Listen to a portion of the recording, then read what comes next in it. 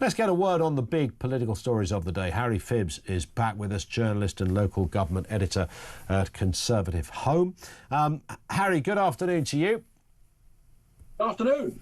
Nice to have you with us as ever. Let's start with the sickness benefit story then. I mean, we can look at the specifics of this detail that's been thrown up that suggests that £2,500 more will be earned if you are on sickness benefit than in a minimum wage job. But I think just the overarching story of the ineptitude of the last financial statement, where everything had to be rowed back on, so there was no welfare, literally no welfare reform, still have a big black hole there.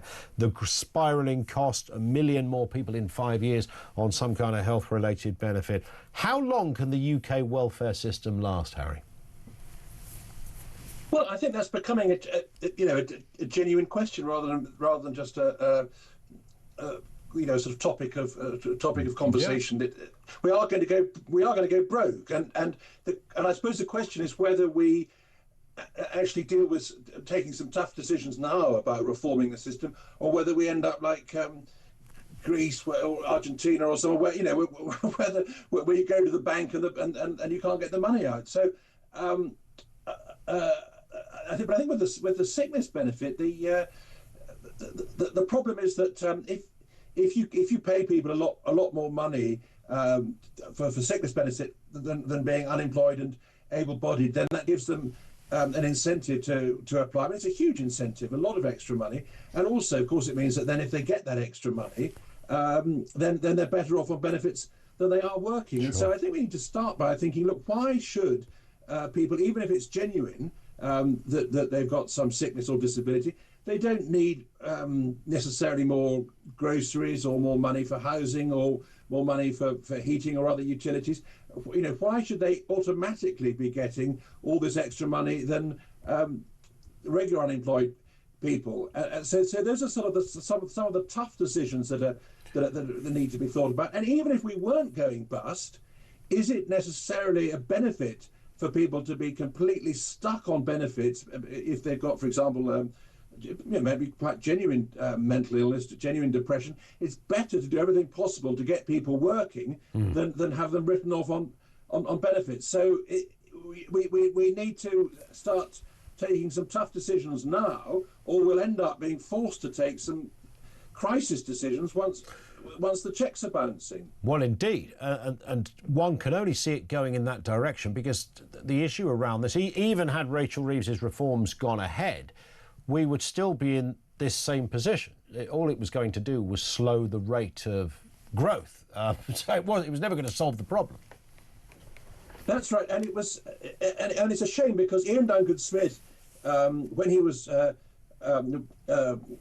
Work and Welfare Secretary, he had managed to get through some good reforms to simplify the system and to provide incentives for people to work. And then we had the pandemic, and then everything was left aside. And I mean, Fraser Nelson's done some good research on this, sure, whereby the checks just aren't in place. That people get, instead of having to go for an interview, they do it on the phone, and the incentives are to just get the thing approved. And if it's all just approved very quickly, then there's no rigor in the system. Sure.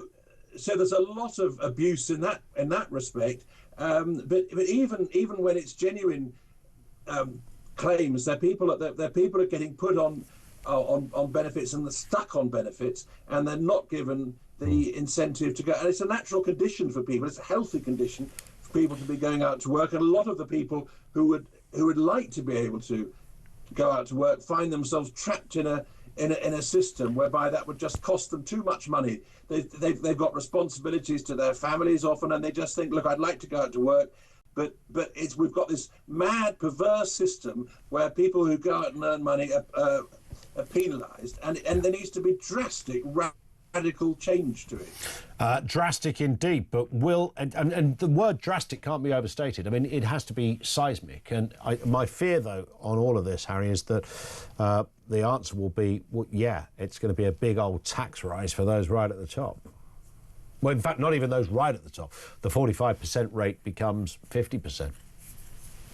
Yes, well, I think that's what the government will do, and then we're increasingly at the stage whereby that becomes counterproductive. We're at the Sure. what this chap with the napkin. Do you remember Arthur Laffer, who said, which is obviously common sense, that if you keep putting up the tax beyond a certain point, then you end up with lower revenue because people don't have the incentive to work. Some people would go abroad. People would look to their accountant to find them some complicated dodge. It becomes counterproductive to put up tax beyond a certain point, and I think we're probably pretty much there. So, but I think you're right that with the government we've got and the Labour backbenchers and their mentality, we'll probably go even further down that route. We'll find, in a year's time, oh look, that didn't work, and we'll be in even worse mess in terms of our public finances. Spot on. Let's move to this story.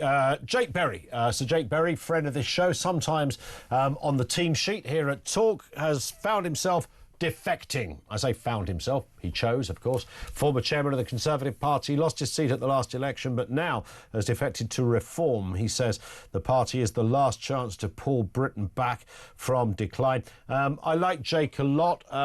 Fair to say, I don't think he's a household name right across the land, Harry, but it's certainly significant nonetheless when a former Conservative Party chairman legs it to the other side. Yes, there's always a difficulty for Reform UKs, and they've got this balance of thinking that they want to have people with some experience on their team, but on the other hand, they don't want to be tainted by the old guard, and so they've obviously decided that it's worth having him on board. I thought his article in the Sun was very good in terms of his messages about how the Conservatives had lost their way in terms of we want free enterprise, a low tax economy, we want to be tough on crime, we want to have secure borders, and all these Conservative themes that traditionally Conservative voters would have supported, feeling that the Conservative government, with obviously including him, had failed to deliver on. I mean, he's a friend of yours and a friend of the show. I'm actually a little bit cynical in that some of his statements in the past, he voted Remain in the EU referendum, he was a supporter of net zero. Some of his stuff on the Northern Research Group seemed to be saying the way to level up was subsidies and state intervention rather than the free enterprise approach. So I'm a little bit iffy about him. I'm a bit more of a fan in a way of the other Conservative cabinet minister who defected, David Jones, who is made very clear that he's not doing it as a career thing. He's not trying to get back into Parliament, and he's obviously made a decision that as a free market Conservative, as a Brexiteer, he thinks the Conservative Party is no longer the way to achieve that, and that Reform UK is a better prospect. Indeed. And this story, Lord Hermer. He is, of course, the Attorney General, the main man, and it's a curious story. He's given himself a veto over government policy. He's introduced a snitch clause requiring government lawyers to report ministers defying legal advice to the Attorney General. That happens to be him at the moment. His updated guidance prioritises compliance with international law, treating treaties like the Chagos deal as equal to national law. Should we be worried on this one? I think we should be worried. I think it's a symptom of a wider malaise, really, with how the law's going. We want law to be clear. We want law to be certain. What we don't want is lawyers to be able to just make it up as they go along and say, oh, well, it's a living instrument. And we get all this with human rights laws and the European Convention on Human Rights and all these other things where people don't actually know what the law is, and there's no certainty involved, and the lawyers love it because we end up with a sort of dictatorship whereby you can elect a government and then the lawyers say, oh yes, but we decided that under human rights law that takes precedent and we can decide this and that and the other.